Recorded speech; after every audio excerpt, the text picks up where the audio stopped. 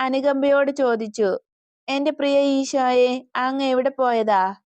ഞാൻ എന്റെ പുരോഹിതരെ സന്ദർശിച്ചു. അവരിൽ നിന്ന് അങ്ങേക്ക് എന്തായിരുന്നു വേണ്ടത്? ഞാൻ അവരോട് ആത്മാക്കളെ ആവശ്യപ്പെട്ടു. എന്നിട്ട് ആരെയെങ്കിലും അങ്ങേക്ക് കിട്ടിയോ? ഇല്ല, കിട്ടിയില്ല. എന്റെ പ്രിയ ഈശോയെ, എന്തുകൊണ്ടാണ് അവർ ആത്മാക്കളെ അങ്ങേക്ക് തരാതിരുന്നത്?